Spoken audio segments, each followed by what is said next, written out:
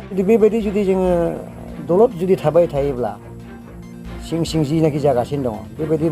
जानायखौ जुदि जोङो सिनायनानै जुदि जों हमथानो हाब्ला जोंनाव जायैनि माने गैया। बे नागालेण्डआव जायैनि माने गैया। आं बेखौ रायज्लायदों अरुणाचलाव जायैनि माने गैया आरो दा बेनिखायनो बे हिसाबै जों एखेबारे जोङो बुजिनानै जोङो एखेबारे मा होनना बुङो बुजिनानै जोङो सिनायनानै जों एखेबारे स्टेप लानांगौ आरोखि ना बेखौहाय जोङो डिफेन्स खालामनो थाखाय we are not going to fight with others but we have to defend ourselves by reformation, renovation and relationship with the people. गसाइगावआव रेभारेन्ड डक्टर समनि सिमां इस्लारिनि बर' हारिनि दैदेनगिरिफोर आरो समाज सिबियारिफोरनि थाखाय गोनांथार खौरां मेल।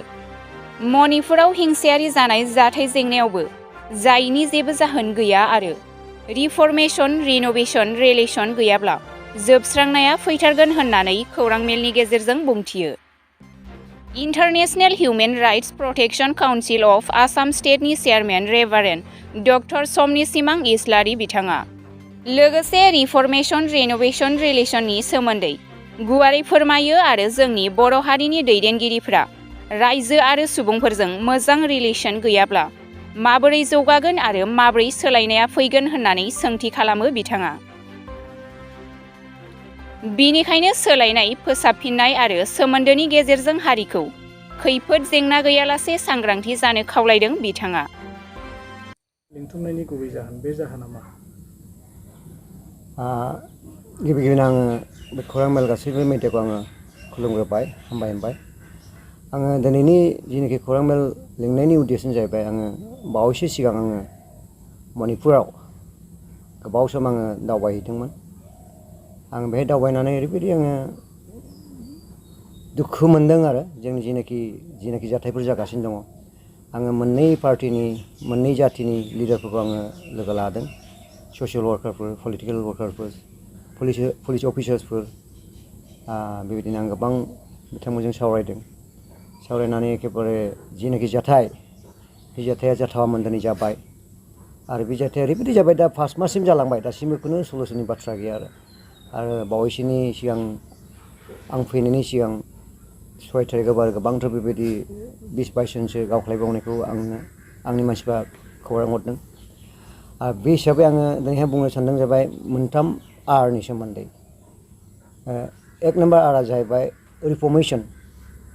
2 नम्बर आरआ जाहैबाय रिनोवेशन एन्ड 3 नम्बर आरआ जाहैबाय रिलेशनशिप। दिनै बे जायगायावहाय जेनाखि मोनसे रिफर्मेशन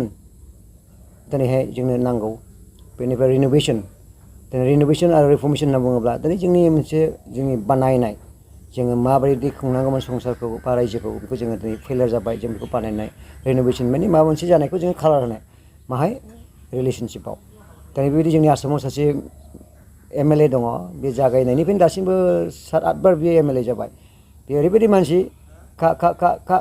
खालि आहिब नैबेबायदि बाथ्रा बुङो आरोखि, खिन्थु बिनि जिनाखि सोमोन्दो रिलेशनशिपआ ओरैबायदि मोजां, बेनिखायनो दिनैसिमबो बियो दिनैहाय MLA जानो हादों। दा बेनिखायनो आङो नर्थ इस्टआव मणिपुरावल' नङा, नागालेण्ड, बेनिफ्राय आसाम, बेनिफ्राय अरुणाचल, आङो मोनब्रै स्टेटआव आं थांदों। बेनिफ्राय आङो समाज सिबियारिफोरजों लोगो लादों, धोरोम गुरुफोरजों लोगो लादों, पलिटिसियानजों लोगो लादों, पुलिस अफिसारफोरजों लोगो लादों। दा आंनि बुंनाया बेनो जाहैबाय गथै जोंनि नर्थ इस्टआवहाय जोङो रिफर्म खालामनानै मोनसे रिनोवेशन खालामनानै जोंनि रिलेशनशिपखौहाय जोङो जोंनि जायगायाव बा जोंनि ट्राइबेल हिसाबै जों बेखौ खालामनांगौ। बेखौ आं गोख्रोङै आं रायज्लायबोदों, सावरायबोदों। दा आं मोनसे बाथ्रा बुंनोसै जाहैबाय आङो बे जायगायाव थांनानै सोरबा डेपुटि स्पिकार, बेनिफ्राय बेबायदि IPS अफिसार आङो समाय लादों। 1 घन्टा 1.5 घन्टा बिदि रायज्लायदों, गोबां मोजां सावरायदों। खिन्थु दुखुनि बाथ्रा बे जाहैबाय जोंनि मानसिफ्रा आं बुङोब्ला दिनै जोंनि लिडारफ्रा, दैदेनगिरिफ्रा 5 मिनिटबो रायज्लायनो समाय गैया बा फनथ' बोखांखाया। दा बेबायदि जुदि जायोब्ला जोंनि जाथिया मा जानांगौ? जेब्लानाखि जों रायज्लायनोसो सलुसन जायो। दिनै जों मिडियाफ्रावबा जों ओरैबायदि जोङो सलायबाय थायो, गावजों गाव डिबेट खालामबाय थायो, बेबो गोरों बेबो गोरों, नाथाय जोङो गाहायाव फैनानै जों मोजां रायज्लायनो रोङा। बेनि आं खावलायदों जाहैबाय जों गाहायाव फैनानै जुदि जों मोजाङै जुदि रायज्लायब्लासो जोङो माबा मोनसे समस्याखौ समाधान खालामनो हायो। बेनिफ्राय जोंनि जाथिखौ जोङो दैदेनलांनायनि थाखाय जोङो एखेबारे जोङो लामाखौ जों बेखेवनो हागोन जाहैबाय। नङाब्ला फैगौ बावैसोनि उनाव जुदि जों बेबायदि जुदि जोङो जायोबा मणिपुराव जानाया जोंनावहाय जायैनि बाथ्रा गैया आरो नागालेण्डआवबो आं बेखौनो बुंदों, नोंथांमोनाव जायैनि बाथ्रा गैया। अरुणाचलाव बेखौनो बुंदों, जुदि दानो गावखौ साखा फारा खालामाब्ला, जों मोनसे रिलेशनशिपआव जुदि मोजां खालामाबा एनि टाइम बेबो जानो हागौ होननानै आं बिदि रायलायबोदों ओमफ्राय आं बावैसोनि उनावहाय आङो मिज'राम थांगोन त्रिपुरा थांगोन मेघालय थांगोन बे 7टा स्टेटखौ एखेबारे आङो माने आं मोनदों आरो माने गोजौनि होनना बुंनांगोन माबा मोनसे सावरायनो थाखाय माबा मोनसे जों ज' खालामनो थाखाय दा बेनो जाहैबाय आंनि दिनैनि जिनाखि आर्जेन्ट इमारजेन्सि आं बे खौरांखौ लिरनाया बेनो आङो बेयावनो बुंनानै दोनथ' सानबाय बे खोनासंग्राफोरखौ बा नायगिरिफोरखौहाय इसोरा बोर होथों बुजिनो हानाय आरो जों एखे जेसे हायो एसे जों खौसेथिखौ जों जानांगोन नोंथांनि जे रिलेशनशिपनि सोमोन्दै नोंथाङा बुंदों बे रिलेशनशिप ट्रिपल आरनि सोमोन्दै औ बे रिलेशनशिपआ सोर आरो सोरनि गेजेराव नोंथाङा थांखिनानै बुंदों बे रिलेशनशिप माने जोंनि एक्जेक्टलि जोंनि जिनाखि मोनसे पलिटिशियान्स आरो जोंनि पाब्लिक बा जोंनि जाति हिसाबै आरो जोंनि ट्राइबेल हिसाबै दा ट्राइबेल हिसाबै जों एखेबारे जोङो ज' जों जानो गोनां आं गोबां ट्राइबेल लिडार्सफोरजोंबो रायज्लायबाय दा बेखौनो आसा खालामनानै दं आरो जोङो थगायजाबाय थायो आरो जोंनि मानसिफ्राना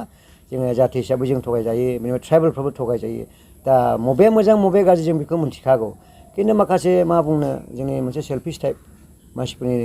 दारैनो बेबायदि बुस्थुआ माने जायो आरोना गाज्रि रिलेशनशिपआ समाज सिबियारि महरै नोंथाङा जोंनि बिटिआरनि दैदेनगिरिफोरखौ माबोरै जाजानो लुबैयो बेथ' 100% एखेबारे आङो मोजांखौ लुबैयो मैयासिमाव जि जाबाय बेनो जाहैबाय रिफर्म खालामनाय हा बेनिफ्राय रिन'भेसन खालामनाय जियानाखि उदायामोन बेखौ कालार खालामनानै जों बावगारनानै जों मोजाङै जोङो थानाय बेनिफ्राय खौसेयै जों एखेबारे मोजांखौ जों मावलांनाय आं बेखौनो आं बिटिआरनि लिडारफोरखौ लुबैयो आरो नङाबा जोंहाथ' बहुद बिपद फैसिगोन फैखाबायानो बायग्लिबाय होनना बुंनो हासै खिन्थु जोबस्राङाखै आरो बायग्लिनायनि गुबै जाहोना मा बायग्लिनायनि गुबै जाहोना बेनो जाहैबाय फ्रम दा भेरि बिगिनिं आं बुंनो सानो जाबाय एक्चुवेलि जोङो माने मोनसे सेल्फिश टाइप जाबोदों आरो ना एक्चुवेलि आङो बेखौ अरायबो बुङो जोङो जुदि मालायनि थाखाय जुदि सिन्था खालामोब्ला मोजां बे मोजां सिन्था खालामनो थाखाय जों मोजांखौ जों मोनग्रोखायो आरोखि बेनिखायनो जोङो एखेबारे गावनिखौ जों साननो दरखार गैया आरो सेल्फिश टाइप जुदि जोङो समाजनिखौ मोजां सानोब्ला अट'मेटिकेलि बे मोजाङा फैयो दा बे बुस्थुखौ जों साननो रोङाखै होनना आं सानो आरो जोंनि दैदेनगिरिफोरखौ मणिपुराव जानाय जे दाङाबाजि बे दाङाबाजिनि जे हिंसायारि दाङाबाजि बे दाङाबाजि जानायनि जे उद्देश्यफोर बा जाहोनफोर बेखौ नोंथाङा मा होननानै सानो बेखौथ' बहुत मोनसे पलिटिशियान्स बा माबा मोनसे बेखौ गोथौयै जुदि जों नायोब्ला बेखौ बुंनोबो एसे उसुबिदा दा जि जायगायावनाखि जायगाबो जागासिनो दङ दस्रायावबो जादों मणिपुरावल' नङा बे मोनसे वेल प्लान बायदि माबा मोनसे दङ आरो दा जि बुस्थुआ जाबाय आं दाख्लै नुबोदों बे मालाबाबो एखेबारे ज' जागोनखौ आङो नुवाखै आरो एखेबारे सेपारेटेड मानो होनब्ला ओरैहाय कुकिफ्रा खोलाहा मालाबाबो थांनो हाया आरो खोलानि मानसिफ्रा मेथेफ्रा मालाबाबो साहा फैना एनेखि पुलिस डिपार्टमेन्टआबो कुकि एरियायावहाय सासेबो मेथेफोर गैया आरो मेथे एरियायावहाय सासेबो कुकि पुलिस गैया आरो आलदा सेपारेट जाखाबाय बेनिखाय आइजिपियाबो कुकिमोन डिजिपियाबो कुकिमोन मणिपुरावहाय नाथाय बिसोर गैला आरो दा दस्रा जाबाय आरो बेबायदि मोनसे आलादा थांदेरलायनो हाखा आरो बिथांमोननि रिफर्मेशना माबोरै जागोन दा बिथांमोननि रिफर्मेशना जाहैबाय दा आं सानो बेखौ मोनसे सेपारेटनि अनगायै बिसोर दा बिदि बुंना दं मालाबा रिफर्मेशन जानायखौ बिसोरो सानाखै आरो माने नुहुराखैबो आरो दा बिदि जानानै दं आरो नोंथांनि बायदिब्ला माबोरै बिथांमोना रिफर्मेशन जानो हागोन एक्चुवेलि दा जेरैबायदि बिसोरो दा सेल्फ एडमिनिस्ट्रेसन हिसाबै बे आलादा बायदि जानानै दङ दा बेबायदिनो नुहुरदों आरो बेखौ जाखागोन आरो नेक्स्ट टाइमाव आं फोथायो आरो ना नङाबा खुनु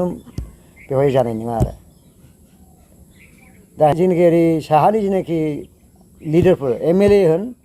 बा जिखिया जा अफिसार होन आइपिएस अफिसार होन बा मा होनना बुङो भाइस चेन्सेलर बा प्रिन्सिपाल बे खोलाहा दंमोन मणिपुर एरियायावहाय सासेबो गैखाला आरो बेबायदि मोनसे सेपारेट जाखाबाय आरो